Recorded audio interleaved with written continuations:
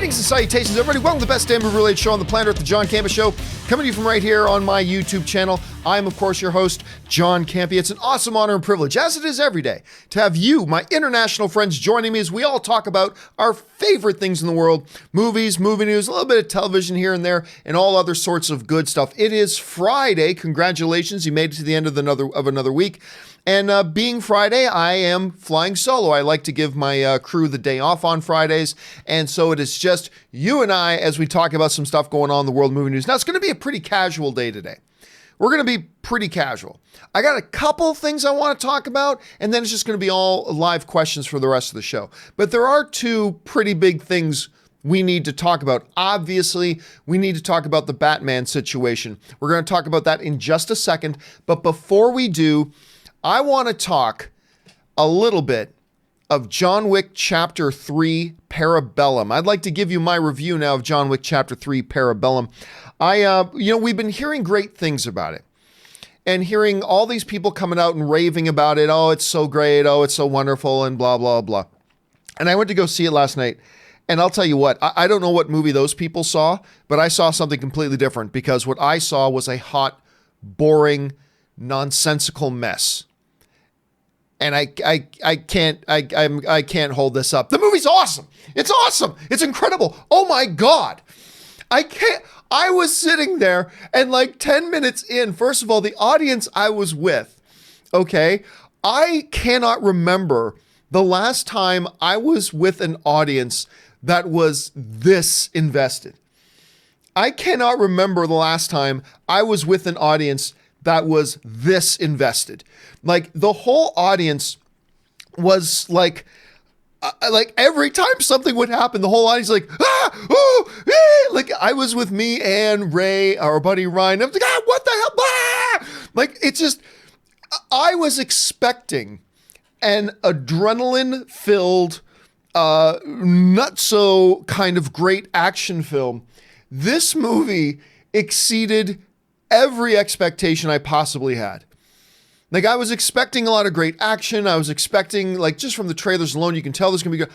This took it several notches above it. I mean, those of you who have seen the movie, I'm about to say something that if you haven't seen the movie, this won't give anything away. The book fight.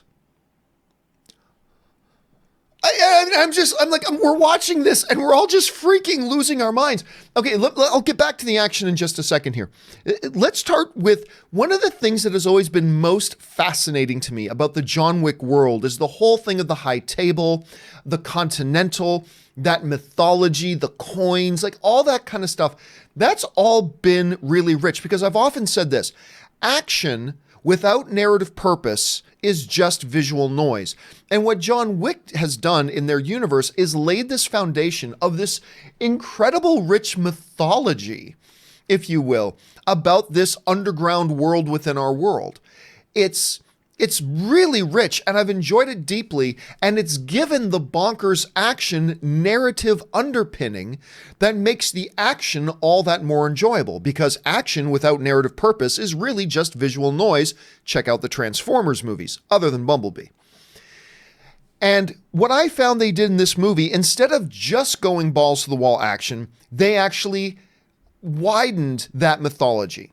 They've given us a deeper look into the mythology, that underworld of the high table and the Continental chain and all that kind of stuff. And in doing so, given us a better understanding of the stakes and all that kind of stuff. And then once they've set that up, that all that action that happens, that crazy bonkers off the wall action that occurs, happens within a framework of rich mythology, which just heightens the action experience. And this movie doesn't waste any time. I mean, it does, right? And it truly is Chapter 3. Because, like, the John Wick franchise all happens within a couple of weeks, right? You got Chapter 1, this literally feels like just the next chapter. I feel like I just read the final page of John Wick Chapter 2, turn the page, John Wick Chapter 3, and we pick up right where the last one left off, and it just felt so good. Let me mention a couple of notables of people who pop up in this thing, other than people who have been in the films already. Two big standouts. Halle Berry was fantastic Halle Berry was fantastic. I didn't know if her role in this was going to be some kind of more of a cheap kind of, she's just there to be yet another person there who helps him, just another person that maybe was a former flame, who knows, whatever. She dives into the story, into the action. Not a huge role in the film, but she was dynamic. The other thing that really piqued my interest was when I saw the chairman of Iron Chef there. Now, I've always known he's an actor and done other things. He even popped up in Agents of S.H.I.E.L.D. for a little bit, but I still look at him and I keep waiting for him to say, "Hello, cuisine," and bite an apple. For those of you who ever used to watch Iron Chef, that was the chairman from Iron Chef. He's great in this movie. He's fantastic in this movie. And I'm not going to say what it is, but for those of you who've seen the movie, you know what I'm talking about. He delivers the best line. He has the line of the movie that he delivers closer to the end of the film that I think everybody in the theater I was in completely enjoyed. And then what can you say about Keanu Reeves? Keanu Reeves, and look, I've always said this. Keanu Reeves is not the world's most talented actor. I think Keanu Reeves might be the first one to tell you that. But you put Keanu Reeves in the right movie, in the right role, he can really shine, whether that's Neo in The Matrix or John Wick.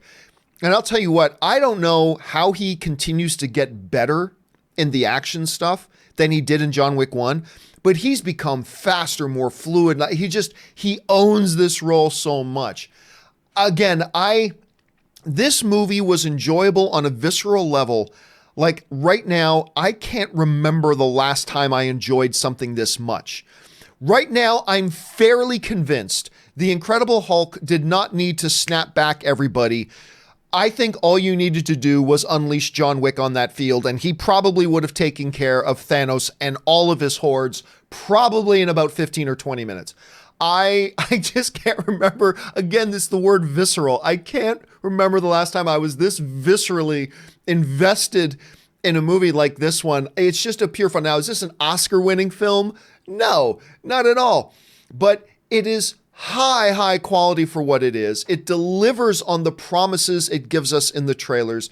The dogs. You think the dogs were cool in the trailers? Forget it. Wait till you see the dogs in action in this movie. I had a great time with this movie. Had an absolutely fabulous time in this movie. Again, I try not to compare movies to other movies or overall general experiences within a few days of seeing it. I just saw this last night. I might have had I'm not saying it's a better movie than Endgame. I'm not saying that, but I might have walked out having had a better time at this one than I even did at Endgame. Again, that might not be true. Give me a couple of days to marinate on it. I'll probably come back down to earth a little bit. But this is a psychotically enjoyable film with a ridiculously high body count, fantastic action, and the expansion of a mythology that I've really appreciated since John Wick Chapter 1. So I can't recommend this enough. I really can't. I just cannot recommend this movie enough. It is the best action you'll see in a film all year. It is absolutely the best action you'll see in a film all year.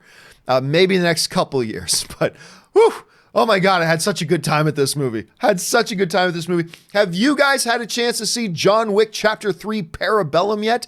If so, jump down to the comment section below. Let me know about your experiences with it. Did you have a good time? Did it disappoint you? Not all film is for everybody. Maybe you didn't like it. I want to hear your thoughts. Jump down to the comment section below and let me know what you guys think.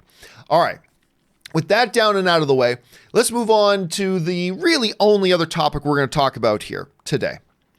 Now, of course, the Batman situation has been almost like whenever you talk about Batman over the last couple of years, you expect to hear the Benny Hill music. Like it's just been Ben Affleck cast. Everybody hates the casting. Turns out to be great Batman. Movies maybe don't turn out to be as strong as they want. He's leaving it. We tell people he's leaving. Nobody believes he's leaving. Finally, a year and a half later, they come clean. He's leaving it. Now we're getting somebody else. Matt Reeves announced as a director years ago. We still don't have anything. Blah, blah, blah. Who's going to be Batman? We know that At one point, Jake Gyllenhaal was the number one choice. That was confirmed by multiple sources and multiple outlets, including the big ones, that he was their number one choice at first. They met with him, but for whatever reason, he declined the role. Fine. Then there were stories about Armie Hammer. Fine. Now, apparently, then a little while ago, whispers started going around that maybe it was Robert Pattinson. Now, who was, of course, from Twilight fame. Now, at the time, I said, I don't think I buy this story. That would be wrong. I don't think they do that. But if you guys watched the show, you remember, oh, hell, if they did get Robert Pattinson, I'm down. I'm totally down for that. He is a great actor. He has turned into a highly sought after, great actor. As so good, Christopher Nolan just made him the lead in his next film. That's how good. So good, studios have been offering Robert Pattinson for a couple of years now, big high-profile projects, but for his own reasons, he's wanted to keep to smaller indie kind of stuff for now, waiting for the right time to make the jump. Christopher Nolan comes along, offers him the lead in his film. That's the good time to jump. And now we're hearing it might be Batman. Now, it still gets a little bit confusing here, because follow the timeline here. So what happens is yesterday in the evening, around 5:30 in the evening or so, Variety runs a report saying Robert Pattinson is to play the Batman for Matt Reeves and Warner Brothers. Now, what they say in this report is that he is in final negotiations. Once you get into negotiations, that means the studios made their choice. They want this person. Now they just got to work out the details. It's not a done deal yet, Variety says, but he's their guy. Okay.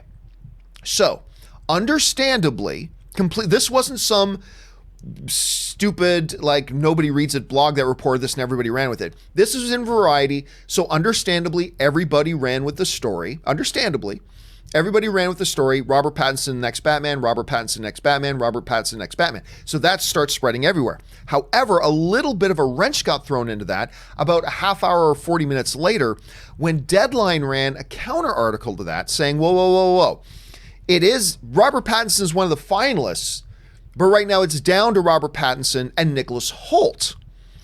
It's down to these two guys, not just the one. So that threw a little bit of a wrench into it. But because Variety ran their article first, that's the one everybody ran with, and it was after that Deadline dropped their thing. Again, it was about a half hour, 40 minutes later. They ran their thing saying, no, our studio sources are telling us it's down to Robert Pattinson and Nicholas Hoult. That's what our studio sources are telling us. What is consistent amongst the two is that Robert Pattinson could very well be our next Batman. But maybe it might be Nicholas Hoult, but it looks like it's going to be one of those two guys. Now, before I get into my feelings on this matter, let's look at this for a second. Out of the men who would be Batman, Robert Pattinson has very quietly, but very solidly, been going about the last 5, 6, 7 years building an incredible filmography, turning in great performance after great performance that has film critics just raving about him. And studios and directors have been trying to lure him into bigger projects the last couple of years, but he's like, nope, I'm staying indie for now. He's done such significant things as he's got the upcoming Christopher Nolan film, which everybody is buzzing about. When you land the lead in the next Christopher Nolan film, that's a pretty big deal. Everybody was raving about Good Time. I was late to the Good Time party. Fabulous film. Robert Pattinson is sick good in it. He was also ridiculous. The film that really made me go, holy crap, this kid's great, was The Rover. That's the movie that I went, wait, what? I didn't realize he had this much, like he's incredible in that. He's fantastic in The Lost City of Z. And then of course, what he is most known for and what a lot of people only know him for is of course he was in the Twilight franchise. Marvelously successful franchise, no doubt, but that's what a lot of people remember him as. Nicholas Hoult is a guy that a lot of like Hollywood people have been saying for a while is a tremendously undervalued actor. Obviously, significant credits. What a lot of people know him for is his X-Men films, his Beast. I think he's done a very good job in that role. He's, of course, just in Tolkien. Wonderful in the role. Not a wonderful movie. Fine. He was great in Mad Max Fury Road, playing a totally different kind of thing. And one of his most underrated films to me that not a lot of people saw was Warm Bodies. I loved Warm Bodies. Such a different take on the zombie genre, but I really, really enjoyed him in that. He is a dynamite, massive range kind of actor. And Robert Pattinson is simply turning into one of the world's best actors. He just is. Now, here's the problem, though, that we get into when we start talking about Robert Pattinson and Nicholas Hoult, particularly Robert Pattinson. You know, I've mentioned this a few times, but it's true. You know, back in the early days of like the movie blog, when I first got started in online film punditry, I often felt like it needed to be part of my job to convince movie fans to give the comic book movie genre a shot. Give it a shot. Because this is a genre that's got a lot of imagination. The comic book movie genre is one that's getting better and better. And I felt like a part of my job as a film pundit back in those days was to try to convince people, film fans, to give the comic book movie genre a shot. But in recent years, like maybe the last 5 years, I felt like that's become reversed. I almost feel like it's had to become part of my job, and you've probably heard me and Rob talk about this. That's become part of my job, that I need to convince comic book movie fans to give a shot to other genres of movies because they're really good. Because unfortunately, we do have a large chunk of our fan base right now that all they watch is comic book movies or genre movies. That's it. They don't try the other stuff at all. And I felt like I've gone from needing to try to convince people to try comic book movies. Now I feel like quite often I have to try to convince people to try something other than comic book movies. Comic book movies are amazing. I talk about them a lot, but there's more than just those, and I feel like that. And the Robert Pattinson situation is a great idea. That you want to really get a good look. You want to have an identifier as somebody who doesn't really watch any indie film at all.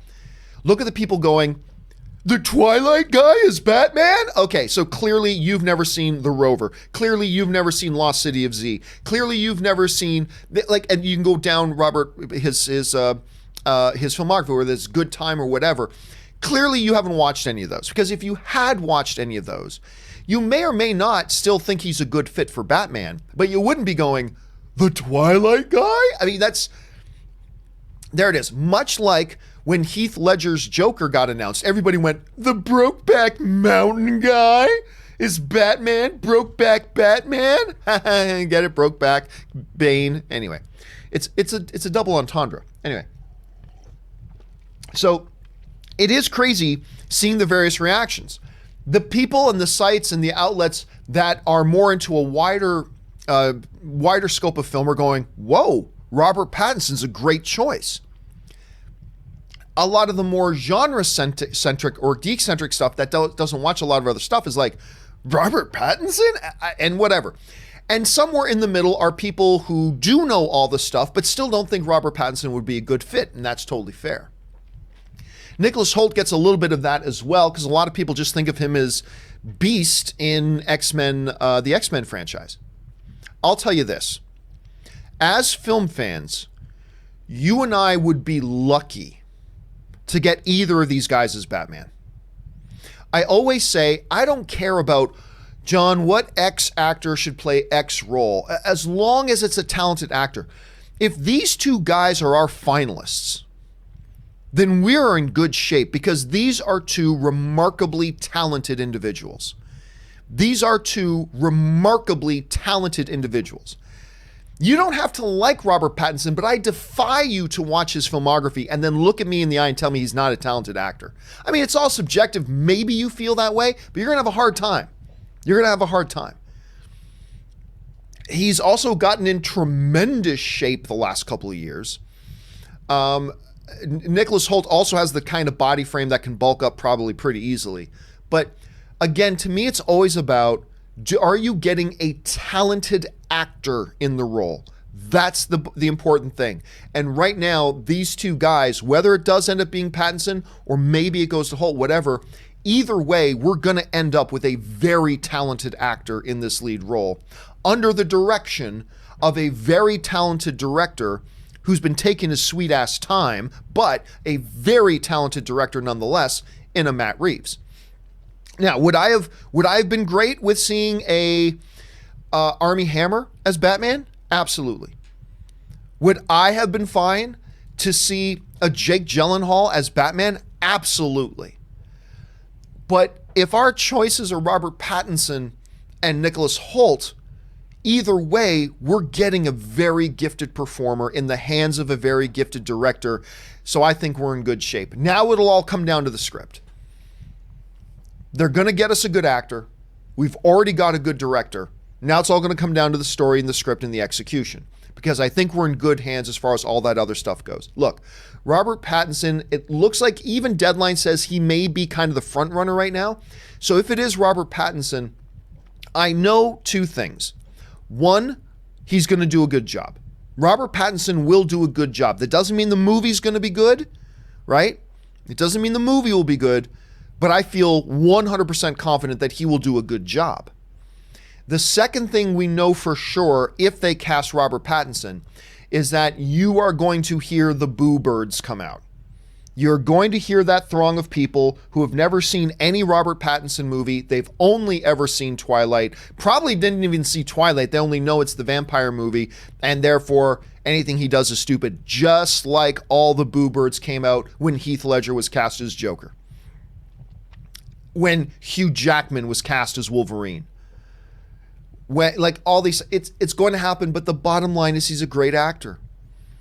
So I don't know if some people were tuning in to watch me commentate on this, hoping to hear me rant and rail against it. I can't. The dude's tremendously talented. And even if you want to hate the guy, if you watch his filmography, damn, he's good. Check out The Rover. Check it out. Anyway, so I think this is tremendous news. If I had my pick right now, if they came to me, if Walter Hamada came to me, Walter Hamada and Matt Reeves got on the phone with me right now and said, John, we got these two great actors here. We got a Nicholas Hoult. We got a Robert Pattinson here. We can't decide. We were going to flip a coin, but we thought, let's call the King of the North and ask him what he thinks about it. So they call me and say, John, what should it be? Should it be Pattinson or Hoult? I'd probably lean towards Pattinson. He's got more of the, to me, a little bit more of the Bruce Wayne vibe, but I'm sure Nicholas Hoult would pull it off anyway. It's a close call, but I think I would go with Robert Pattinson on this. I'm not saying he'd be my first choice out of everybody, but he'd be a damn good choice.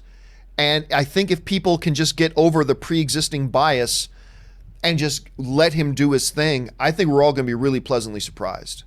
I think we're going to be all really pleasantly surprised. So that's my thoughts on this. I'm sure you guys have a ton of your own thoughts on this, positive and negative. And like I said, I'm sure there are a bunch of people out there who have seen a number of the Robert Pattinson movies, but just don't feel he's a good fit for it. That's totally fair. Nothing wrong with that at all. That's a totally legit point of view. So what I want to do now is, for the rest of this episode, I want to go on over to the live chat board and just see what it is you guys are thinking and what it is you guys are saying.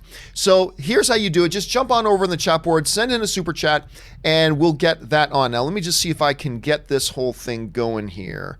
There we go. Okay, we're up and running. So let's head on over and start taking our live chats right now. We're going to start off our live chats with Jetfire97, who writes, what if Ultron waited for the nanotech to evolve? Well, then he would have waited for the nanotech to evolve. I mean, this is what I don't get. Tony Stark comes up with nanotech, but Ultron couldn't? Okay. Sure, whatever. Maximum Effort 44T writes, John Wick 3 is my new favorite movie of the year. Again, it's too early for me to call because I just saw it last night, so my adrenaline is still pumping from it. I might feel the same way as you, but maybe not. I need a couple of days just to let the endorphins settle down so that I can think about it a bit. Madsif Jada writes, speaking of Hoult, have you seen Tolkien now? Yes, I finally did get around to seeing Tolkien. Not the movie quality I was hoping for. It's okay, but Holt's terrific in it. He's fantastic in it, but it wasn't quite as good as I was hoping it would be initially. Let's see. Starkiller writes, Rob can bring a different audience to Batman. Well, yes, but I think Hoult can too. And remember, we are no longer living in the era where the star really brings out a lot of people anymore. But I think you are right. Robert Pattinson certainly would bring a few people to Batman that maybe wouldn't have been into Batman before. So that's interesting as well. To me, though, it's just all about the fact that I think he's a great actor, so we'll see how that all works out. Ben Rayner writes, did you catch that I will Sorry, did you catch that I will say Easter egg in Detective Pikachu to a famous holiday movie, you filthy animal? I did. Now, where's my money? Yeah, I caught that. That was funny, actually. PJ Barnes writes, bigger Batman backlash, Keaton, Affleck, or Pattinson? All three of them, well, Pattinson will have a big backlash. People forget Michael Keaton had a big backlash. Mr. Mom, Mr. 5'9" or 5'8", whatever it is, that's the guy you're getting to be Batman? And hey, I mean, I get it. Michael Keaton was a strange choice. I mean, we all remember that first Batman movie. It's like, yeah, but at the time, it was a strange choice. But Tim Burton knew what he was going for, and Michael Keaton was able to be that. I think the bigger one will still end up being, even after Pattinson, will be Ben Affleck. I think that the backlash on the Ben Affleck casting is still one of the worst I've ever seen. And I thought he was great as Batman. I thought he was great. I love him as Batman. But yeah, I think the Affleck one will remain the biggest backlash. Ryan Hewitt writes, well, I mean, hey, that might change if Pattinson does get the role and the movie is terrible. Then you'll see after the fact backlash. But for now, I think it's still going to be Affleck. Ryan Hewitt writes, hey guys, love the show. Super pumped for Black Mirror Season 5 on Netflix. Have you guys watched the show? I've seen one episode of Black Mirror. Oh, or did I watch two? Oh, I can't remember now. But anyway, I've never really watched it. I'm constantly told it's great and it's wonderful, but I haven't checked it out. I think Rob said he's watched a bunch of it, but I can't really remember that. So no, I have not seen the preview for Season 5. I haven't really watched any of the seasons except 1 or 2 episodes. So I haven't really been into Black Mirror. Not saying it's not good. I just haven't watched it. That's all. Topher Rocks writes, where are we at here? John Wick 3 was great. Kind of felt like the Raid 3. The action is jaw-dropping. Not the best story, but that's not what you go to John Wick film for. I actually thought the story was quite good. I really appreciated the mythology building and all that kind of stuff, but they did action things in this movie that I've never seen done before. And it's hard to do stuff in action that you've never seen done before anymore. Because at this point, we've just about seen everything, right? In action.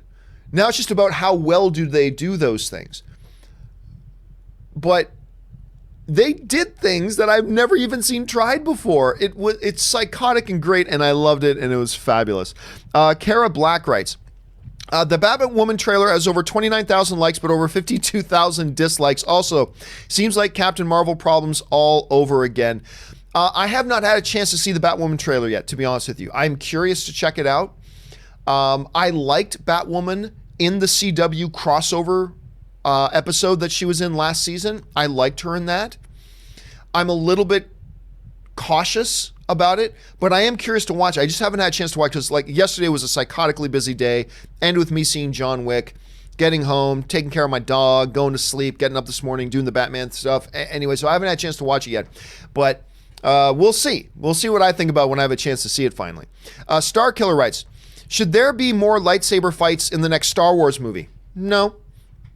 I'm not saying there shouldn't be, but I don't feel like there's a need that there needs to be. Lightsaber fights are but a small element of what a Star Wars movie is.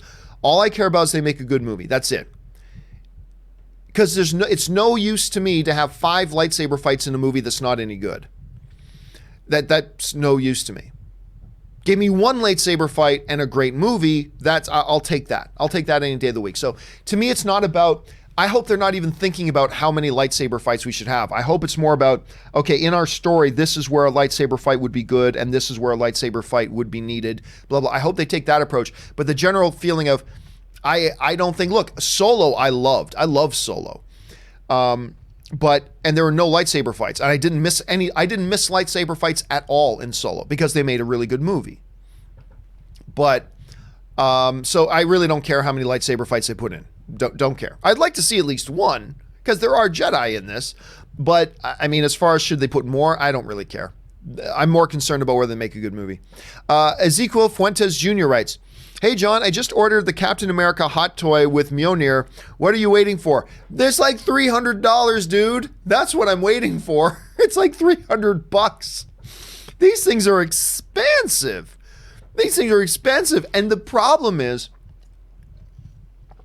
look, I haven't bought a hot toy in a couple of years because I bought one and then all of a sudden I had four because they're addicting little things. They're addicting. You get one and you're like, oh, you know which one would look great beside this one? And then you're dropping another $350.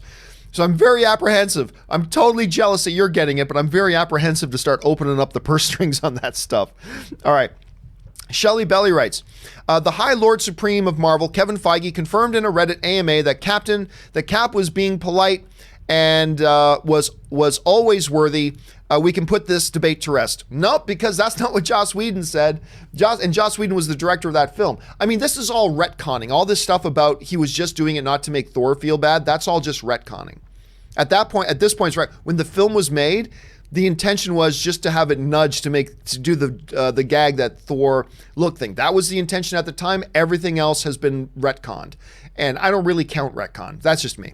Ben Rayner writes, some people are so close, you probably mean closed-minded, and they only remember the past movies like Twilight. It's so sad. Well, here's the problem, Ben. It's not that they're closed-minded. It's just that they're not really film fans. What I mean by I'm not saying, what, are you saying if I don't like Robert Pattinson, that means I'm not a film fan? No. Be very clear. That is not what I'm saying. What I'm saying is that it's a lot of people who have never seen, because like last night I had some discussions with people after this news dropped about, I don't want Robert Pattinson. I'm like, you ever seen Good Time? No. Okay. You ever see Lost City Z? No. Okay. You ever see Rover? No. Okay. Well, then maybe you shouldn't be giving your thoughts on how good or bad of a Batman Robert Pattinson has been if all you've seen are the young adult novel movies that he did a decade ago. If that's all you know Robert Pattinson from, maybe you should just go, I've never been a Pattinson fan because all I know him from is the Twilight movies, but he has done a bunch of other stuff that I hear good things about. I'll reserve judgment on this for now until I either see those movies or until I see him as Batman. That's probably the wiser thing to say at this point. But anyway, all right. Joe Byram writes, what's going to happen first? The Snyder Cut release, The Last Jedi remake, redoing Season 8 of Game of Thrones, or making Star Trek using 60s and 90s technologies? Yeah, that would take that's a good comparison, Joe. That'd take a big zero on all that. Ain't none of that is going to happen. Okay, let's move on here. Go talk to your local army recruiter. I am not interested in another Batman movie that isn't part of a universe. If it isn't building towards a grander story or franchise, seems like a waste. I 100% disagree. If mathematically you could go beyond that, I would. But it's impossible for me to disagree with you more. I think one of the really awful things that has come out of the MCU is that it has created this impression that everything has to be connected. And I just think that is horribly untrue. Like Gladiator, Best Picture winner, one of the best movies ever made. If it ain't a part of a shared universe, if it's not building towards something bigger, I don't see the point. It's kind of a waste to make that movie. No. Whatever happened to just making a great movie for a great movie? The point of a movie is not to make a television series out of it. You can do that like the MCU has done, and that's great. That's nothing wrong with that. You can do that like the DC universe has done, and that's great. Nothing wrong with that. But that's not the point of a movie.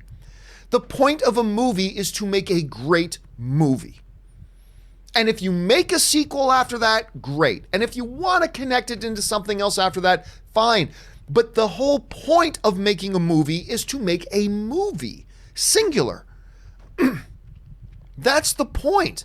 And I completely reject this hogwash notion that, if you're making a movie and it's not designed to be part of a cinematic universe, it's a bit of a waste. No, it's not.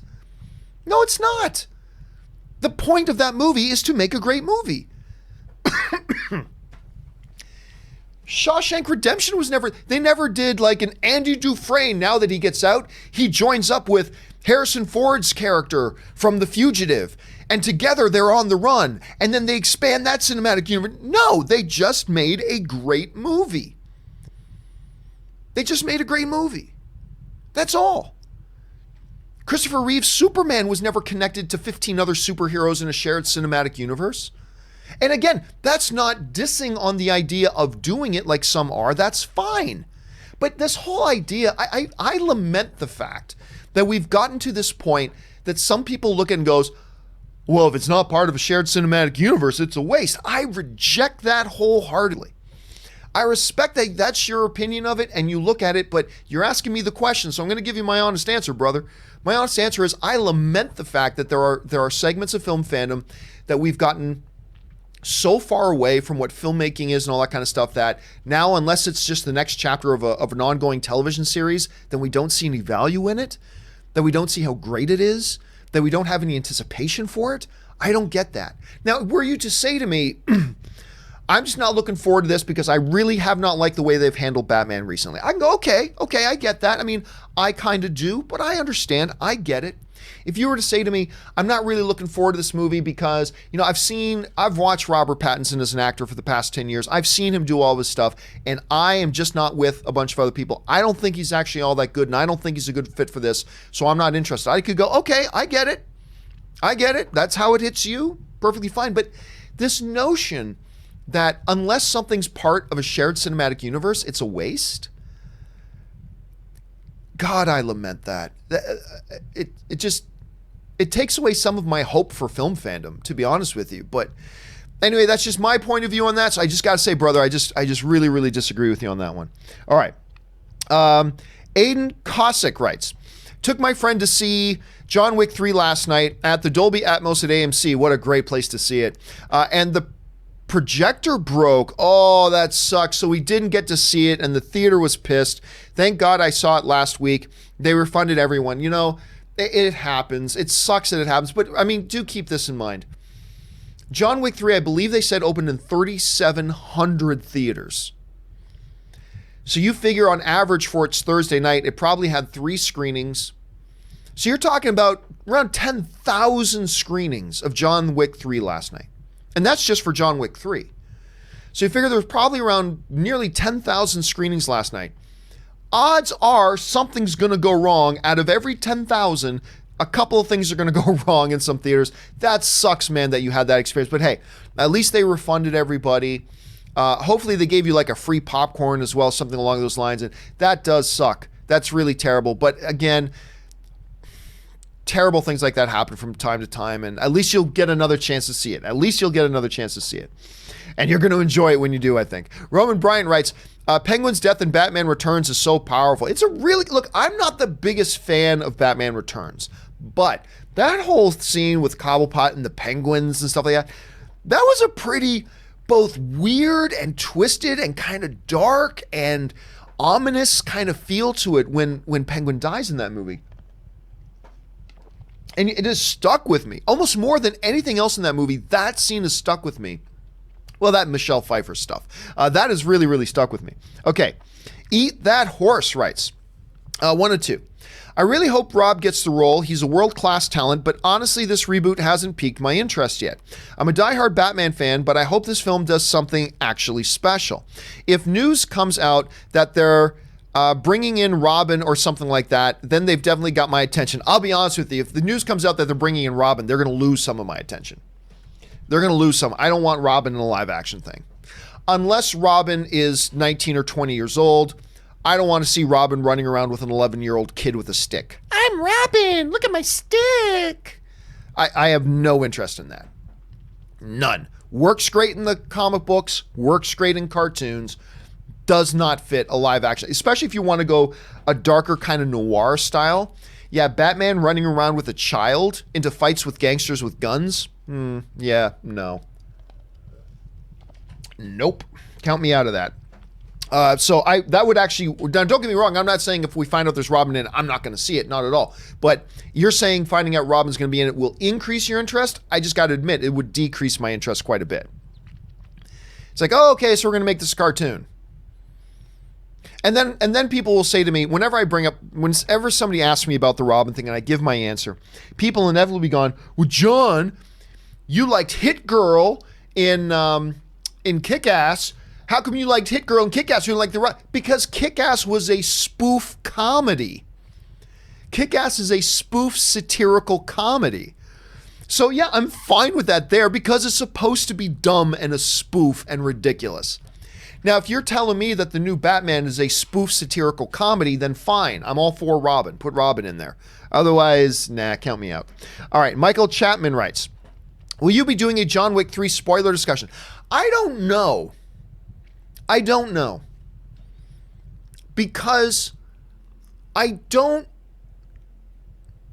What is there to talk about, really? I mean, the story, there are a certain number of story turns and all that kind of stuff, yes, but it would be a pretty short discussion. I just don't know. Maybe I'll do one, but I mean, I can't do one on Sunday because I got open mic on Sunday and we've obviously got our final Game of Thrones thing. And by the way, guys, later this afternoon, we're going to be doing our final Game of Thrones prediction live stream tonight. So my last chance to give you my predictions about what's going to happen. I want to hear from you guys. That's going to come later this afternoon. Keep your eyes open on that. But yeah, so I can't do it Sunday because I'm completely booked Sunday. Saturday's a little too early, I think, to do a spoiler review. So I can't do one then. And Monday's probably too late. So I doubt I'll be doing a John Wick 3 spoiler review. Yeah, probably doubt it, unfortunately. Eat That Horse writes, we already did that one. Connor Dixon writes, love the Batman choice. I also loved when Affleck was chosen. So did I. Watched you and Schnepp talk about how good he was, so I binged all of his films he directed. Really don't understand all the backlash. Thank you. No, I never understood it either. To me, it was, okay, so you guys have never watched a Ben Affleck film beyond Geely, I guess. I don't know.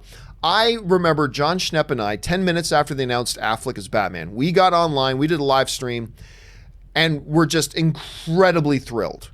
I was really happy they cast Ben Affleck. I still think he was a very good Batman. I really wanted to see a Batman film directed by Ben Affleck. We're not going to get it now. But anyway, I will be perfectly happy. And look, I'm not saying that Robert Pattinson is the only guy you could get. Certainly not. I'm not saying Nicholas Hoult is the only guy you can get. Certainly not. But I'm going to be happy with either of them. If they get either one of these guys, I think great. We got a really uber talented performer in the role. That's what you need. Nothing else matters. That's what you need. And if they get that, then good. Then we're off on the right foot and we're heading in the right direction, Connor. Thanks for sharing your thoughts, man. All right. Mark Team 1 writes, favorite Lucifer season, Chloe's acting was amazing. You know what? I'll be honest with you. As much as I love the Lucifer show, I've never been big on the girl who plays Chloe. I've never thought she was all that good. This season was different. I don't know what happened. I just found that this season, her performance went up a notch or two. It really did. And for the first time, man, I actually really enjoyed her performance. I wasn't always big on, don't get me wrong, I never hated her in the show, but she was never my favorite. Oh, and if you'd asked me what was the missing link, well, it ain't a Metadil, it ain't Mazikeen, it ain't, douche, it ain't, they're all great. I thought she was the weakest link in the chain. I thought she stepped it up this season. I really did. So I was really happy to see that. Okay, where are we at here? Schnipp writes, it seems like it's a tradition for Batman casting news to be controversial at this point. I'm fine with this. I agree. It almost feels like Warner Brothers almost does it on purpose. Doesn't it feel that way a little bit? Like maybe just as a little part of Warner Brothers that does this on purpose. Maybe, maybe not. But look, again, it's the studio's responsibility to make sure they get a good actor in the role who's going to be able to carry a film. You've got two guys here who can carry a film, so I'm all good with that. But you're right, man. It does seem like this is turning into a tradition. Name who Batman's going to be? Cue the backlash. There it is. Ben Hayusa writes, someone's been casted as their favorite character, and the internet goes mad. It just never ends with people raging over a casting choice. It just never ends with people raging over a casting choice, Affleck Ledger. Not quite sure what it is you're saying, Ben. Someone's been casted By the way, this is not Edge's cast. Someone's been cast as their favorite character and the internet goes mad. It just never ends with people raging over a casting choice. Affleck Ledger. I'm not really quite sure what it is you're saying there, but if what your point is that we always seem to get this type of outrage and backlash over this type of stuff, yeah, we do. Again, to me, it's just, are you getting talented people involved? These two guys have proven they are talented, and so I'm good with either one of them. I'm not saying either one of them would have been my first choice, but they're great, so I'm totally happy with it. The Buzz writes, D&D Emmy nominated for 6 of 7 Game of Thrones seasons, winning twice, and now the great Stephen King is praising their last season. Bad Writers Hacks petition, LOL. Yeah, it is. But look, I've been talking about that. I don't want to get dragged into a Game of Thrones debate. All right, I don't want to get dragged into a Game of Thrones debate. I respect that there are people who have not enjoyed this season of Game of Thrones. I respect that. I think it's been bloody fantastic. I think it's been absolutely fantastic. But again, we all look at this stuff differently, and that's fine. What has made me giggle, though, is this notion that Benioff and Weiss don't know what they're doing. I'm sorry. For 8 years, they built the most talked about, pop culturally dominant, ratings heavy show, maybe in history. But because they don't like what's going on this last season, these guys don't know what they're doing. Oh, God, come on. Like, even I was talking to Rob the other day, and Rob, by the way, does not like this season of Game of Thrones. At least not the last episode. But even he's like, oh, make no mistake about it, though. Benioff and Weiss have done a tremendous job on this series. And you've got to be some kind of short-sighted ninny, unless you never liked the show. If you never liked the show, you never liked the show.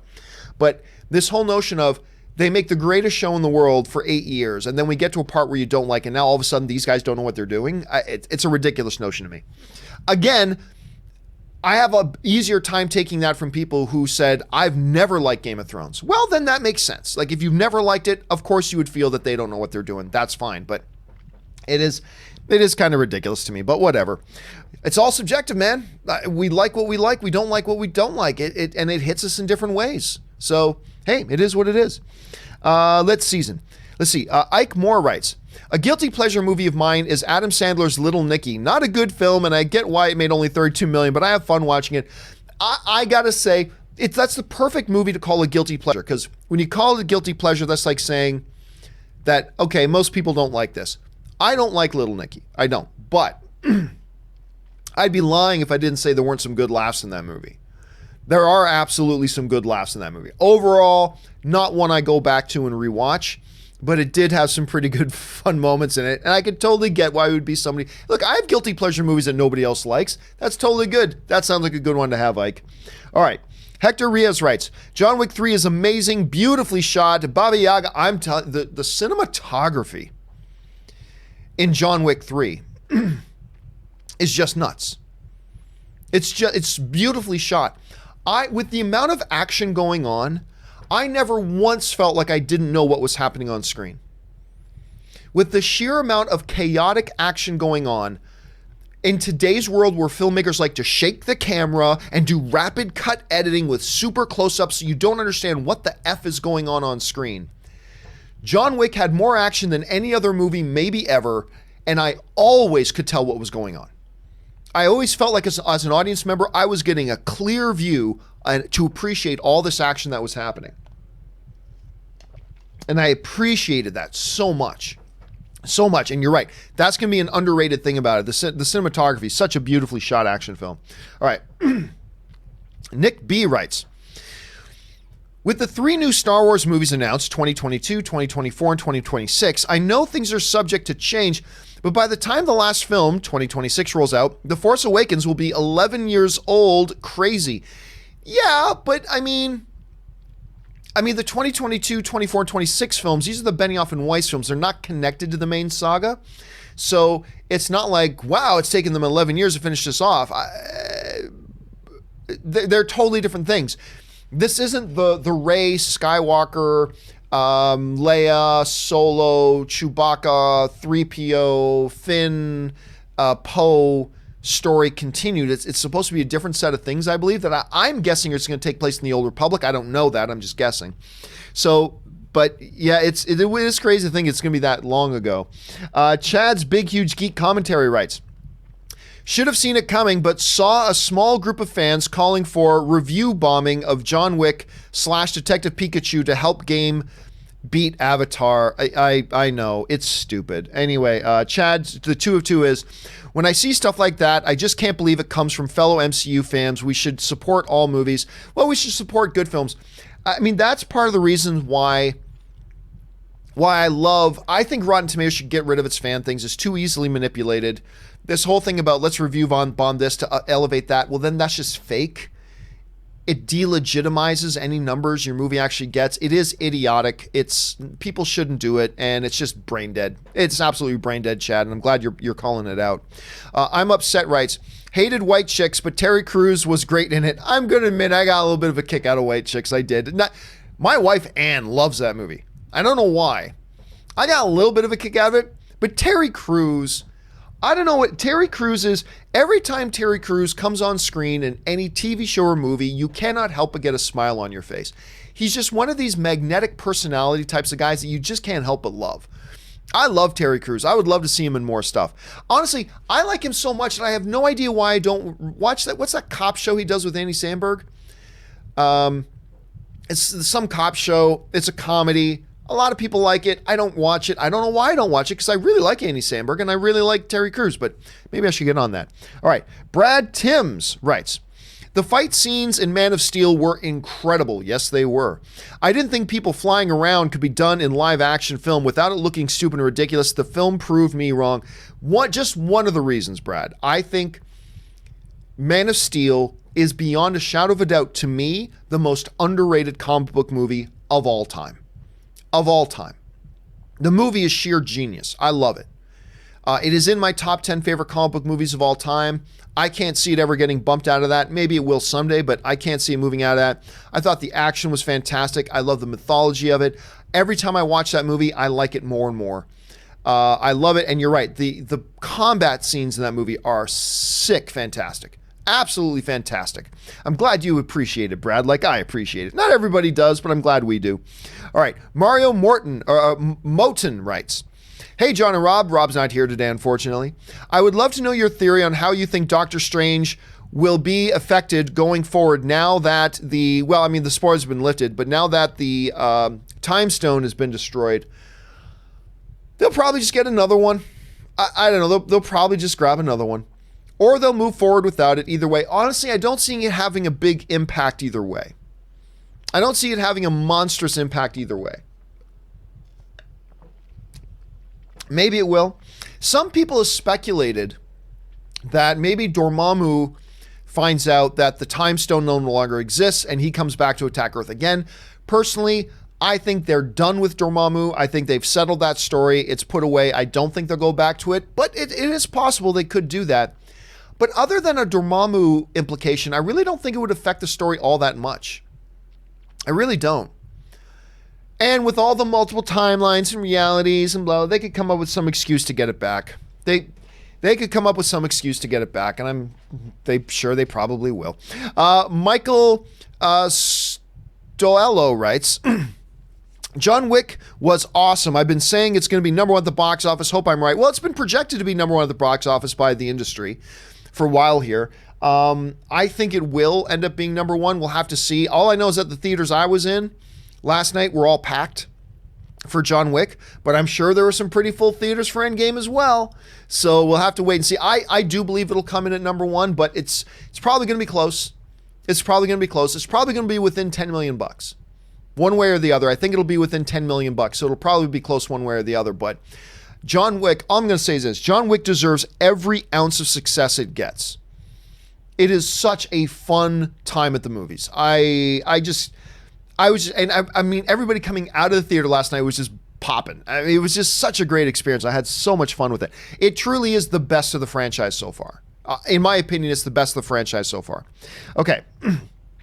Let's see here. The Bearded One writes, I like that name.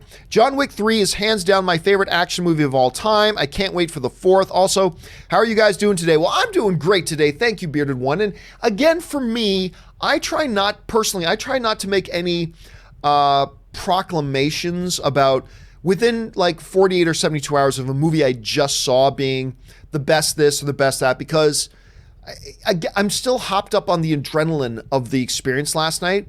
I like to put a couple of days between me and it just to say, give an idea of where I see it in perspective and in relation to other films like that. Like, I do feel it was the best John Wick film.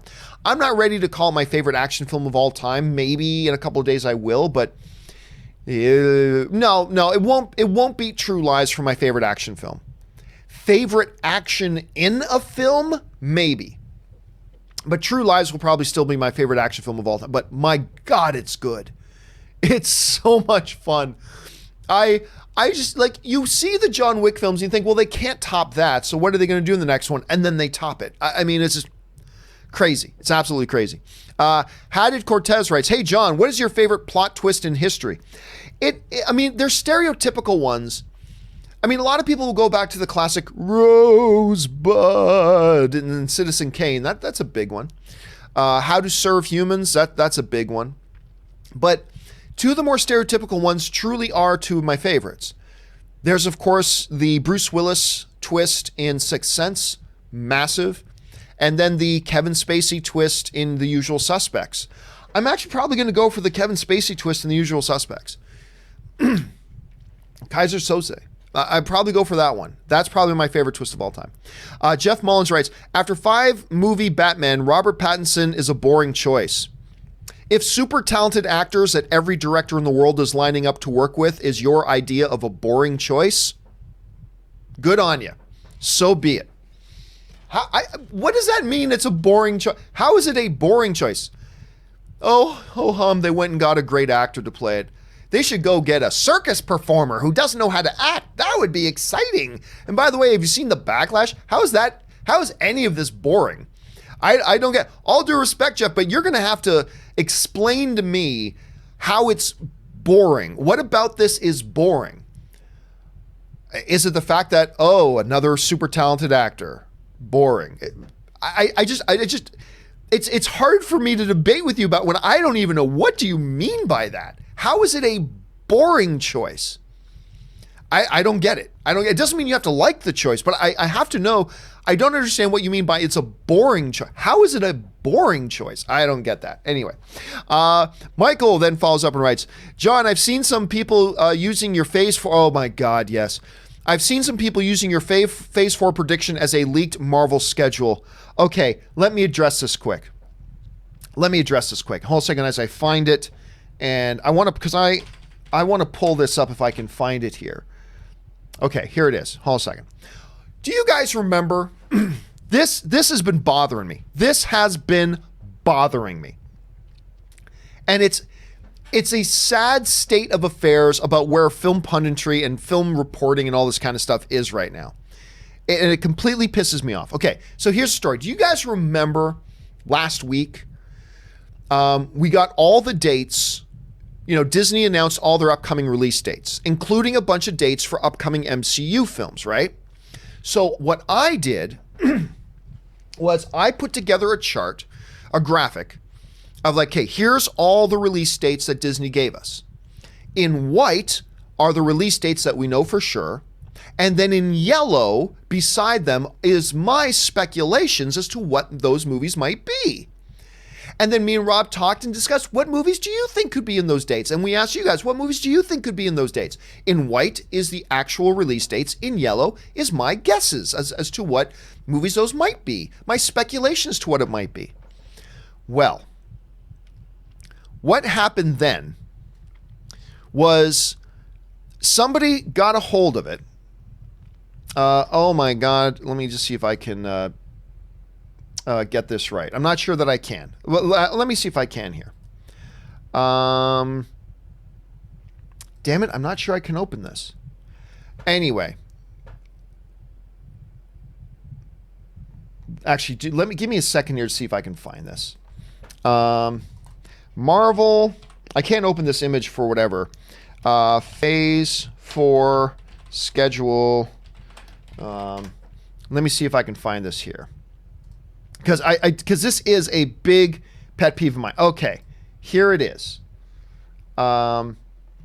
Let me grab this. It's just taking me a second to grab it, guys. And I apologize. I'm wasting time like this. It's terribly unprofessional of me. Terribly unprofessional of me. But I want to get this because I want to talk about this here. Okay, so here we go. So that's what I was working on. That's what I was talking about. In white is the dates. In yellow is my speculation. Well, then what happens is this. Somebody takes a screenshot of this thing, right? This is the graphic that I used. I put this little graphic together.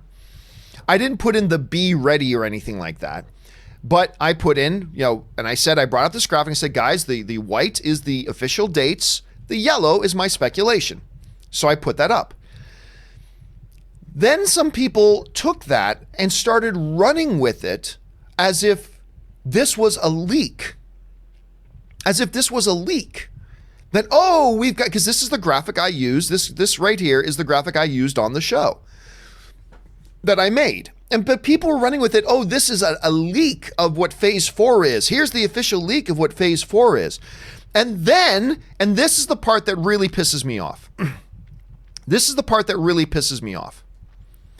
Then what happens is some brain dead, a bunch of idiotic websites, they see that graphic and they understood it came from me.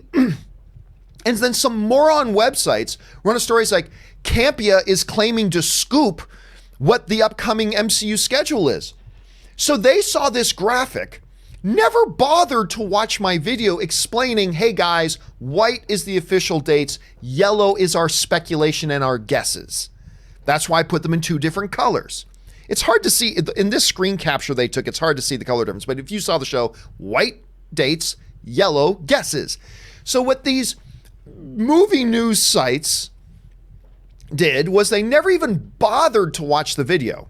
They didn't even bother to watch the video to check to see, what is it he's talking about? They just took the graphic and said, John Campea is claiming to have a scoop as to have insider information as to what the upcoming Marvel Phase 4 movies are. I'm like, you fucking jackasses. I never said any such thing. And if you took even just 2 seconds to go and check out the video to hear what it was I was saying, you would have heard me say that white is the official dates that they've given us. Yellow is our guesses. Let's play a guessing game. I think Black Widow would make sense that Black Widow would be the first one on May 1st. I think it would make sense that Doctor Strange 2 would be in November 6th. I think then we're going to get the Eternals in May 12th. And then I threw it over to Rob. Rob, what do you think the order of these movies are going to be? And what do you think these are going to be? And blah, blah, blah. But they didn't even bother. And then they write these posts with a graphic from my show saying that I was claiming to scoop what it was. It's infuriating. It's infuriating, but whatever. It's the internet, so it is what it is, but it just, oh my God. It is frustrating. I gotta tell you guys, it is frustrating, but whatever. Okay, let's go back to the questions now. Now that you just gave me an excuse to vent on that, man. You just gave me an excuse to vent on that. Anyway, Amir B writes, it's just sad to see hating, lashing out, and demanding has become normal in all fandom. Sonic, Game of Thrones, now Batman. Why so negative? Life is more than that. Here's the thing. You know what? I'm going to do an editorial sometime in the next week, Amir, of a really sad evolution in fandom that I've noticed in the last number of years. It's always been there a little bit, but it's just gotten worse and worse and worse. It used to be that we as film fans would go into a movie to see what happens. We would go into a movie just to see what happens. What's the story? What happens in this? Now, fans believe they know better. And now we go into movies expecting to see what I want to see in this movie. It used to be we go into movies to see what happens. Now we go into movies and we're only going to be happy if we see what we want to happen. A great example of that is Last Jedi. Not that everybody who disliked Last Jedi only wanted to see things. I'm not saying that, but there is a segment of them that are self-admitting that. You know, I'm not saying everybody who dislikes Game of Thrones dislikes it for that. Not at all.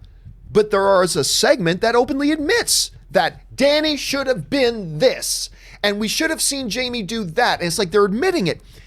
Now it's about, and it's gotten so bad that now when we don't get what we want to have happen in something, petitions. Let's get a petition. Remake Game of Thrones Season 8. By the way, it's totally cool if you don't like Game of Thrones Season 8, but it's the height of moronacy to go out there, and I'm creating words for this as a matter of fact. It's the height of moronacy to go out there and try to sign a petition. Remake Game of Thrones Season 8 because it didn't have what I wanted for it to happen. If it's good, great. If it's bad, whatever. But to go out there, it's this growing entitlement amongst us as film fans.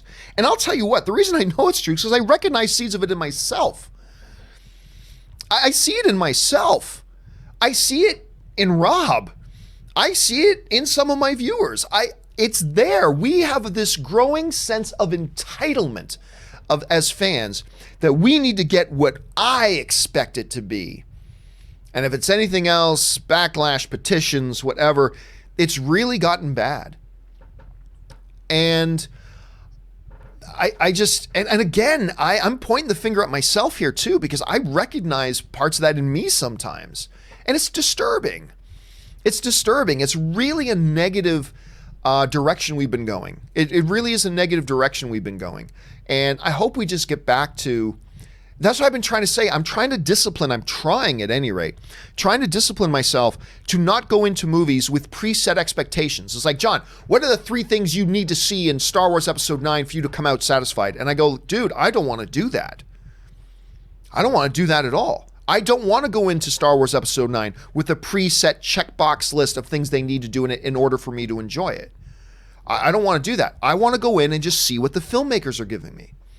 And I don't care whether it gives me what I wanted to see in advance or not. I want to see what you give me. And then I want to evaluate on that level. But we are becoming, Amir, you, me, all of us, we got to find a way to get this in check because I'm guilty of it too. We are becoming more and more entitled as fans. And again, I need to do a full video essay on this because it's hard for me to put into terms in like 5 minutes, and I need to kind of sort out my own thoughts on this too, but it's a really damaging thing to the fandom, I think, and we got to get it under control. And again, I got to start with me on that because I recognize it in me too. It's a terrible thing, and we got to get rid of it. Anyway, Chad's Big Huge Geek Commentary writes, someone on Facebook recut the Dany turn scene with a quick flashback of everything that happened to her through the show, with it ending on her on the wall right before she descends on King's Landing. Makes that brief scene so much more effective. True, I've seen it. So what they did was, there's that scene from the last episode of Game of Thrones where Dany, the bells are ringing, the town is surrendered. And Dany is sitting on her dragon on the wall. And you could see her just being overtaken by her anger and her rage and her real desire for vengeance, to instill fear in people and all that kind of stuff.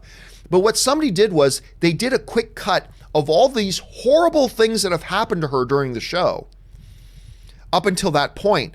That does make it that. See, I always thought that was implied, but I guess it wasn't on the nose enough for some people, and that edit really does bring it to the forefront. And I thought it was quite good.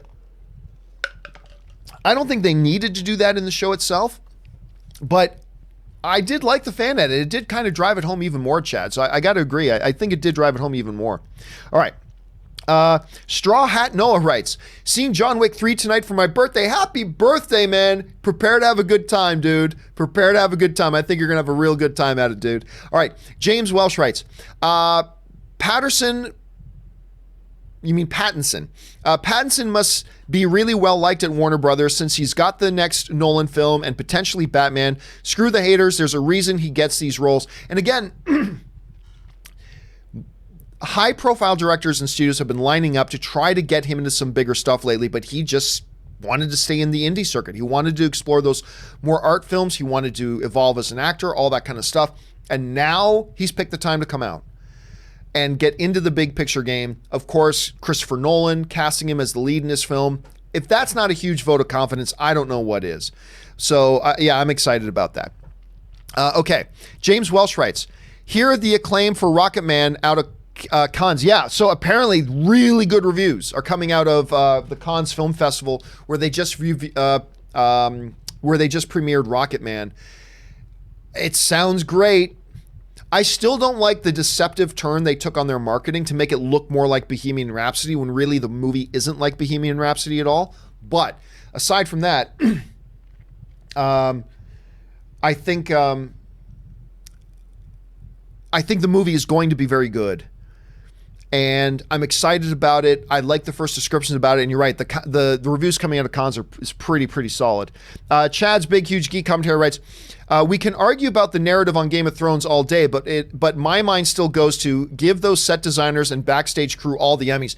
Dude, okay, yeah, let's talk about that, because I think that's something we can all agree on. The show has looked gorgeous. For a long time, Game of Thrones has teetered on the edge of real cinematic quality. But this season has gone over that edge. I mean, it has been pure a cinematic experience this season. So from a technical point of view, other than the shots being too dark for the Battle of Winterfell, other than that, the designs, the cinematography, the set design, the cost, I mean, from a technical point of view, it's been marvelous. And I think most of us can agree on that. Whether we like the direction the show has gone this season or not, I think we can all agree on that. And you're right. They've done a tremendous job on that on a technical end. Absolutely. Murray Reich writes, people forget Pattinson was also great as Cedric Diggory in Harry Potter Goblet of Fire. I remember him in the movie. I don't know if he was great or not, but he was a kid. I mean, he was basically still a kid at the time. I don't really remember all that much, and I don't know how good or bad he was in it. Now, my wife, who's a major Potterhead, she will say he's magnificent in it. I don't remember him enough in it to remember if he was all that good or not, but I remember he was there. K Major writes, someone brought up Vudu having a service that converts DVDs to digital for $2. What's stopping someone from walking to Walmart and go crazy on the DVD sales? I think they're probably trying to encourage that. I don't think it's a matter, K Major, of what's stopping them. I think they're trying to encourage people to do that. Because Vudu is owned by Walmart, I believe, if I'm not mistaken. Walmart, I think part of this is to entice people to go into the stores and start buying the DVDs and everything off the shelves. I think that's part of what they're trying to entice people to do. So, yeah, man, I don't think that's a consequence of what they're doing. I think that's part of the plan, personally. Personally, I think that's all part of the plan. It's a good deal, too, if it actually works out that way. Murray Reich follows up and writes, AMC app finally has all the theaters in New York City to order food and drinks. That's awesome. I wish Atom was as reliable as them, but they're not. I haven't tried the Atom one yet, because I know you can pre-order food on the Atom apps as well. I've used it on AMC, and I opened it up again the other day and see a lot more theaters around me now also have that service. It's not just the AMC Burbank 16 now. A lot of them do. It's a great service. I love it. Because, half hour before I leave for the theater, I hop on the app, order my popcorn and soda, if fan wants a hot dog, whatever, and put on my name, say I'll be there at 7:10. I get there at 7:10. There's my box waiting for me with all my food inside. Don't have to do the line. Don't have to do anything like that. I just got a text message. My wife just texted me, I want to see John Wick again. So maybe I'm going to go see John Wick 3 again tonight. I don't know. But I love it. It's a great experience. I love the service. It's terrific. All right. Jacob Silvers writes, where are we at? John Wick Chapter 3 is my second favorite film of the year, right behind Endgame. Yeah, dude, that's probably where it's going to end up for me too. If I had to give an answer right now, again, just because I'm hopped up on adrenaline still, I might even say I enjoyed it more than Endgame. Again, I'm not saying it's a better movie than Endgame, but I may have enjoyed it a little bit more. Give me a day or two to settle, and I'll probably still say I probably still had a better time at Endgame than John Wick, but it's close. There's a visceralness to the action in this movie that Endgame could never touch. But the overall enjoyment factor, it's actually close. I think it's going to be close. I still think Endgame will come out a little bit on top, but I'm telling you what, it's close. This is a damn enjoyable, fun movie, dudes. Check it out. All right. James Wheeler writes, psyched for my Bruins. Let's hope they hoist the cup again. Again, so depressing to me, because I'm convinced that the Leafs had won that Game 7, they would have been going to the Stanley Cup. Damn it, Leafs, and damn it, Bruins, but I am cheering for the Bruins. Luke1234 writes, it's all right. It's all right. It's not kind of a kiss. Schindler's List. Oh, God. I don't remember the line. I love that movie. Where was that from again? Anyway, all right. Sale the Deal writes, if Robert Pattinson does officially become, get ready for all the Twilight Batman memes. Oh, absolutely. Twilight presents Batman, the man who sparkles. Oh, I have no doubt. And you know what? I'm all for it. Like, if they actually end up making it official and cast Pattinson as Batman, I'm all for the memes. If they're in fun, like the Twilight, bring them on. I think it would be hilarious. So we'll see. But you're right. There's going to be a lot of them. Dude. All right. Pool of Dead writes, in the Marvel Spoilers Reddit, someone posted a screen cap. Yeah, we talked about that. Someone posted a screen cap of your Phase 4 predictions as a leak, and hundreds of people thought it was a leak. I know, it's ridiculous. But hey, people getting fooled on a Reddit with a graphic is one thing.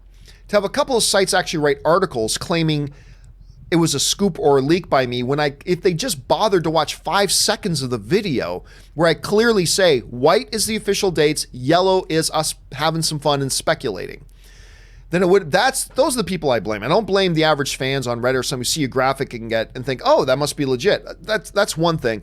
It's when sites run it as a story that's like, oh God. Anyway, whatever. Sealed the Deal writes, just kidding, in all seriousness, I would be happy if it's him. I'll be, again, not my first choice, but definitely one of those choices that I'm totally cool if that's him.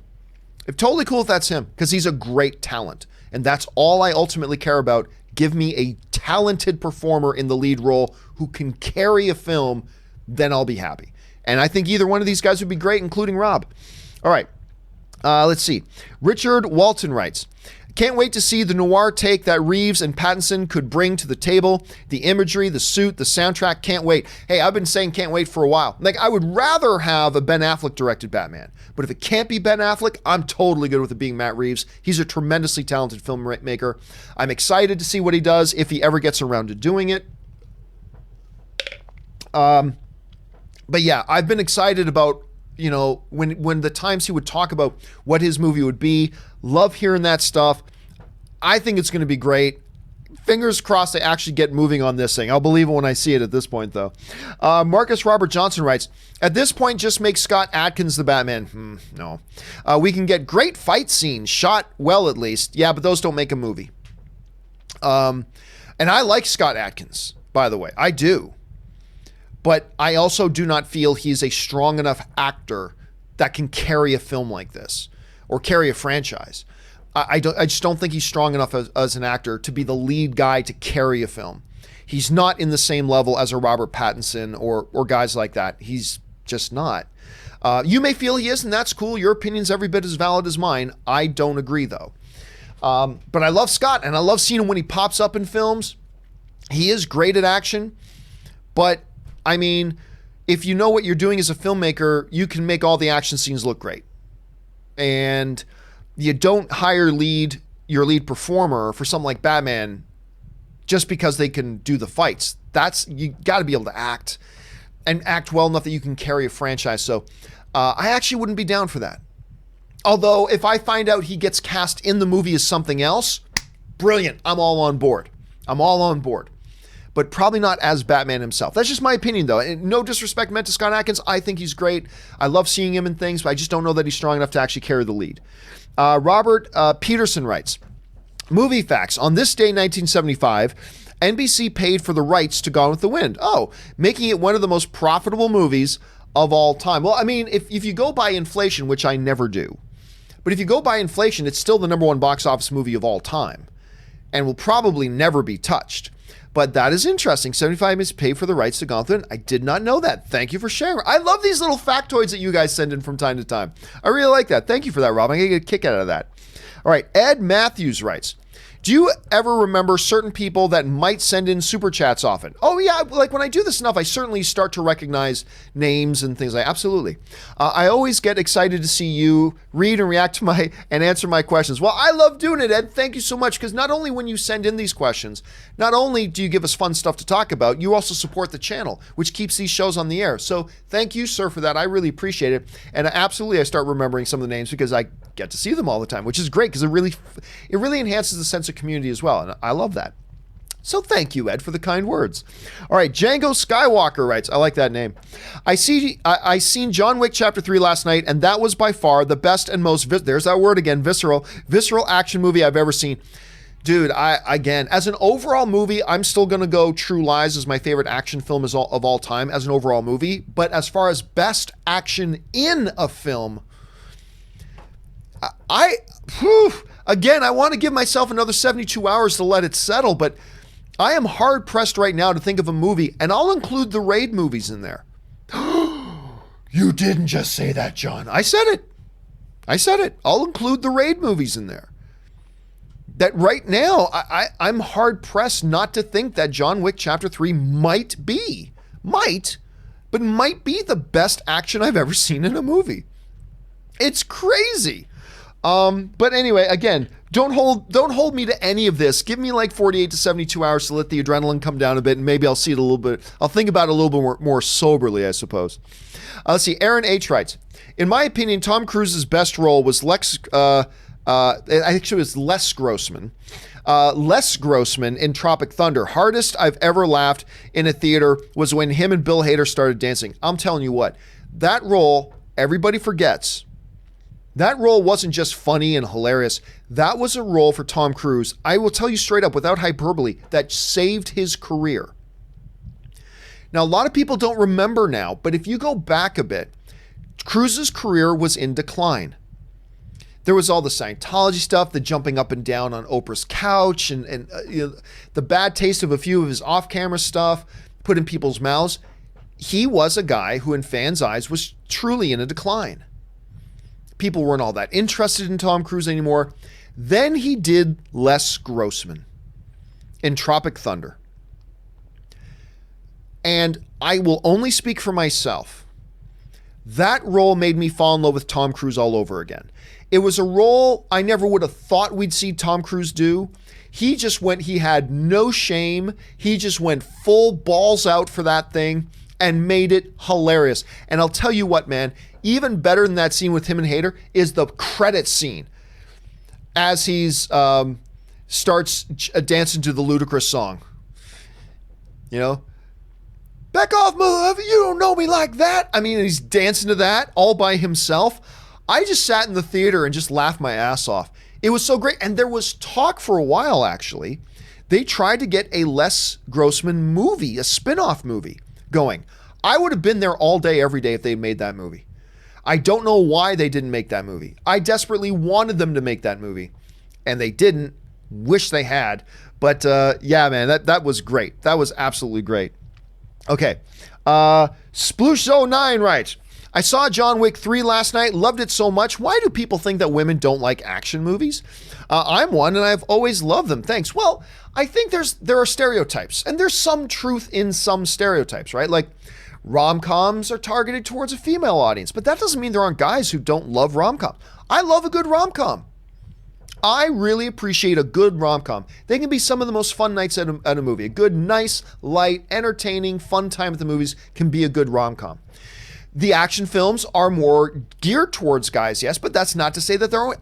And I don't know if anybody in the theater last night at John Wick was having a better time than Anne had last night. And like I said, she just sent me this text saying, I want to go see John Wick 3 again. I mean, right? So there's a little bit of stereotypes involved there, absolutely for sure. But I think it's true. Like rom-com stuff, guys, there are guys who love rom-coms. Lots of guys love rom-coms. Action films, comic book films, lots of girls love those things, man. We're starting to remove those barriers. So I think we're starting to see those distinctions less and less, and that's a good thing, I think. All right. Punto Baby 1 writes, Danny lost 2 dragons, 2 best friends. John stopped giving her Nook, and that's just the past 2 seasons. Her snapping was set up seasons ago, in my opinion. Well, yeah, I mean, look, again, I don't want to get into a Game of Thrones debate. All I've said this whole time was, I have been telling everybody for years that this is where Danny was heading. I've been saying they've been making it obvious.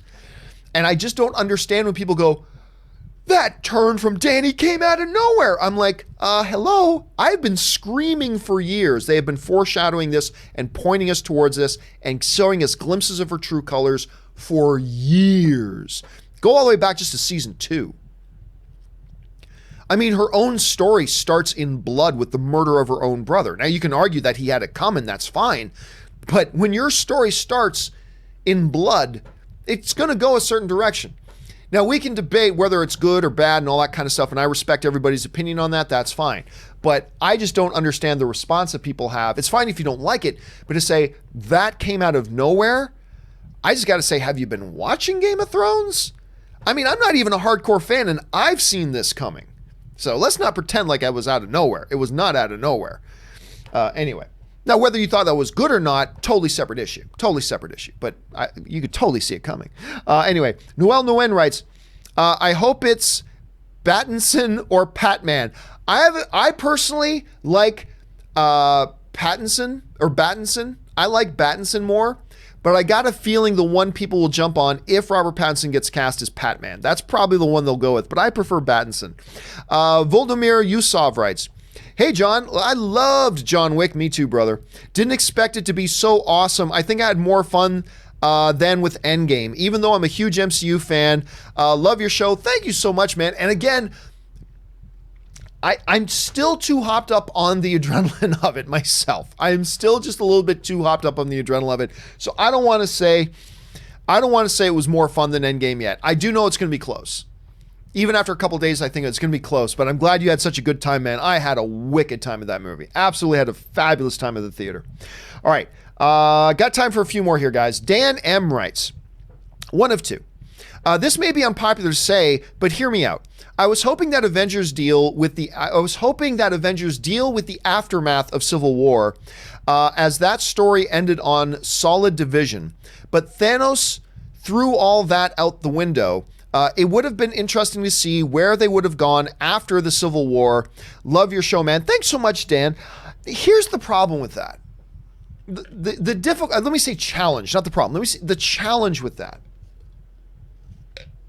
The challenge with that would be, where do you go? It would really just be a continuation of Civil War, right?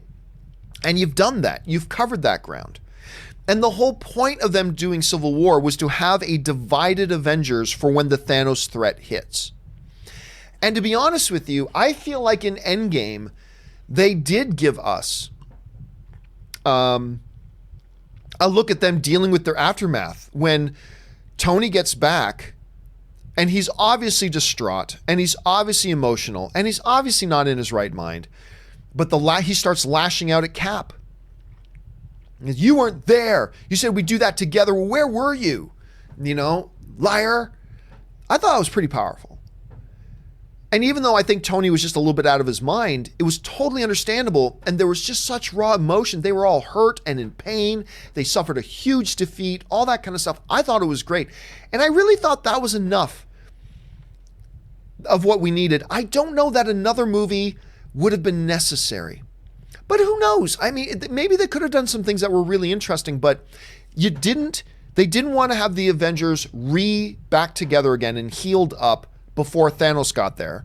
So what do you do with Civil War that you didn't already do in the first one? You know, what would you do in another one dealing with the same issue stuff that you didn't do in the first one? I don't know. It's challenging. It's an interesting thought, Dan. It's a challenging thought, though. So I got to give that one some more thought. It's an interesting thing to bring up. All right. Let's see here. Sam Chen writes, what we do in the Shadow series is amazing. I got to watch it because I love the movie. Anne has watched the series so far, and she says it's hilarious. I haven't had a chance to yet. And I just found out it got renewed for season 2, so they got to be doing something right. I got to watch this thing, Sam, so thanks for giving me your insight on that. Dan writes, oops, word error, through instead of through. Don't worry, dude. I totally knew what you were talking about. Don't worry about that. Ryan B. writes, I don't see Bruce Wayne and Nicholas Hoult at all. That's okay. Nobody saw the Joker in Heath Ledger, and nobody saw Wolverine in Hugh Jackman. They will make him into it. So I wouldn't worry about that at all, Ryan. Ryan writes, Robert Pattinson is good enough to lead a Nolan film, and that's good enough for me. Haven't watched much of his independent work, but soon will. Yeah, I mean, and that's the thing. What I really respect is when people who haven't seen, first of all, like Ryan right here, haven't seen the other stuff and go, okay, well, but I've heard he's done great in it, and if Christopher Nolan's cast him in the lead, that's kind of good enough for me. I respect that. And that is a big deal, dude. It is a big deal that Christopher Nolan has cast this guy to be the lead in his next film. That's a big deal. So let's see how that all works out. Joseph Formato just sends in a super chat. Thank you, Joseph, as does Mr. Mister. Thank you for that as well, man. I appreciate that. Then Joseph follows up with, hey, John, who is the official new Batman? Don't know. According to Deadline and according to Variety, it looks like it's either going to be Robert Pattinson or Nicholas Hoult. It looks like it's leaning towards Pattinson. I'll be happy with either of them, though. It reminds me of the Ant-Man situation. When the Ant-Man situation came down, it came down to Paul Rudd and Joseph Gordon-Levitt. Remember that? And a lot of people were leaning towards Joseph Gordon-Levitt, and he would have been a great Ant-Man. Don't get me wrong. But I even thought Paul Rudd was a better fit. He's just got that comedic timing. He could bring a little bit something different to it. So I was happy, but I would have been happy with either Joseph Gordon-Levitt or Paul Rudd. And it worked out great, but I think it also would have worked out great if they did Joseph Gordon-Levitt. We were in a win-win situation. I feel the same way right now about Batman. I feel like we are in a win-win situation. I think Nicholas Hoult would be tremendous in it. I think Robert Pattinson will do tremendous because they're both tremendous talents. Directors in Hollywood know it.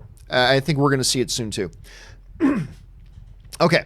Ben Burnside writes, I'm very sure that Robert Pattinson is a good choice as Batman, but I swear it's almost as if Warner Brothers enjoys to get abused by the internet. I know, right? I know. Like, they could not have possibly picked somebody. I thought Ben Affleck was a great choice, but there was nobody else they could have picked that would have caused more, asses tightening up online than picking Ben Affleck. All right? They pretty much, and I kind of feel the same way with Robert Pattinson. I think he'll be a very good Batman, but oh my God, it almost feels a little bit, Ben, like WB is trolling the fans. But we know that, no, they're just going for people they think will do a good job. But I can't blame you for that, Ben, because I totally see where you're coming from. Okay, guys, listen. I'm just about out of time here, so I'm just going to go through and take some of the some of you guys have sent in super chats that are really quite large, and I want to make sure your questions get answered live. To everybody else who doesn't get their questions answered right now, don't you worry. I'm going to do a companion video today and answer every question that you guys have sent in here. But so I will get to that a little bit later today. So let's just run through here and see what we got. Joseph Formato writes, hey, John, didn't know how to make messages bigger at first, but I figured it out. I've been an inconsistent follower for a few years, and I enjoy the show. Keep up the fun. Avengers Assemble. Thanks. It's always really nice. I say this a lot, but it's true. It's always super nice when somebody just wants to send in a message to say something nice. Thank you, Joseph. I really appreciate that, and it's great having you here. And thanks so much for supporting the show, dude. Okay, what else we got here? Hold on a second. This is what happens when the jump happens. We get all this stuff. Where did we last leave off? I think, yeah, there was that. Okay. Next one comes to us from Steven93, who writes, hey, John, keep up the videos. Gets me through the day. Robert Pattinson will be perfect. I hope he gets in shape, or do you think that doesn't matter? Actually, you know what? It's funny. Somebody sent me this picture. Hold on a second. Let me see if I can pull this up. And because I'd love to show it. But somebody sent me this recent thing. And dude is in much better shape than me right now. Let's just say that. He's been doing these workout regimens recently, I guess. And oh crap, that's not gonna, hold on a second, I'll grab it another way. Okay. I just think this is worth taking a look at. I have no doubt he will get in great shape. He's always had the overall build structure that you could tell he'd be able to pack on a lot of muscle, probably really quick. And let's see if I can get this on the screen here. I can. Okay, here we go.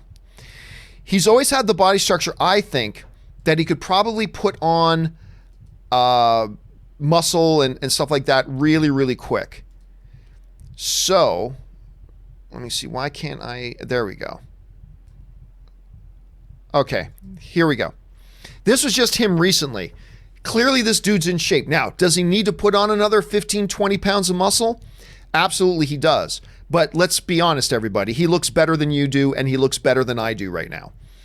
There's this other thing where he was like working out, like doing these massive like beach workouts and stuff. And I don't know if this is the same one. I don't even know if this will work. This will probably work. But yeah, same thing with, he does these sandbag things. So he's been bulking up lately too. So, and when you just look at his frame, his overall frame, that's the type of body frame that you could probably pack on 10 to 15, 20 pounds, maybe even of muscle in about 4 or 5 months under the right trainer. Under the right trainer, he probably could, because you look at that frame, he's got the right frame for it. So I don't know. We'll have to wait and see. But I don't know if he'll be perfect for Batman, but he's a super talented dude, so I think he's going to do a good job. All right. Next one up, if there are any more, is from Mescue Un Club writes, can DC match the MCU success in the next 10 years to come? Yes. Will they? Another question altogether. But I think Walter Hamada has done a very good job of getting their foundation built under them better. They've got DC heading in a good direction. They're on a winning streak, by the way, between Aquaman and Shazam, both quality movies that the critics and the audiences enjoyed. One made more money than the other, but still they're heading in the right direction. We got Wonder Woman coming out that is being directed by Patty Jenkins, so I'm sure that's going to do well. Can they do it? Yes. Yeah, they can. Just keep in mind that can is a different word than will. Will, that's a tough order, because the MCU has been the biggest success in the history of cinema. I mean, we got a movie that's at like $2.6 billion at the box office. That's a tall order. But can it happen? It can. It can. Let's give them a little bit of time. Let's see how Walter Hamada's plan starts to unfold. But they can get there. We'll just have to wait and see if they actually do. And the last question today comes to us from Alex Summers, who writes, in Endgame, when Clint says, I wish there was a way I could tell her that we won, Wanda says she does, they both know. You think she was referring to Tony or Pietro? Oh, I just assumed she was talking about Vision. I'm actually positive she was talking about Vision. There's no reason she'd be talking about Tony, because Tony already knows they won. He did the snap, they disappeared. Why would she go, oh, I'm sure he knows? I mean, Tony didn't die until after they already won, so she's clearly not talking about Tony. I don't think she's talking about Quicksilver, about Peter, because he didn't even know about the battle. Vision knew they were having the battle and knew that they lost a round because he had to have Wanda kill him, and then he had Thanos kill him. So that makes more sense to me about hoping that they know they won. Peter didn't even know about Thanos or know about the battle, so how would he know if they won? So I think, to me at least, any rate, and maybe I'm wrong, to me it was perfectly clear.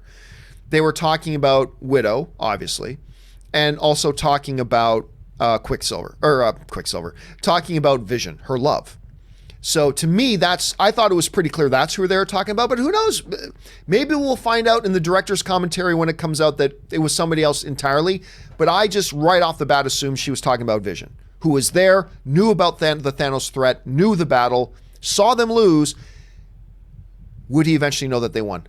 That's what she was kind of talking about, I believe. Could be wrong about that, but that's what I believe. Okay, guys, that will do it for today's installment of the John Campea Show. Thank you so much, guys, for being here. This has been a lot of fun talking about all this stuff, and I'm sure we are not done talking about the whole thing with Batman and the casting. I'm sure we're probably going to get an official word in the next couple of days as to which guy they're going to go with. Maybe it'll be a third name that comes out of nowhere. Who knows? I'm sure we'll find out soon enough. Guys, don't forget, I got two more videos coming today. One will be my companion video to make sure all the questions you guys sent in get answered, the ones we didn't have time to get to. That's coming later today. And then later this afternoon, we're going to have our final live streaming chat talking about our final Game of Thrones predictions heading into the series finale this Sunday.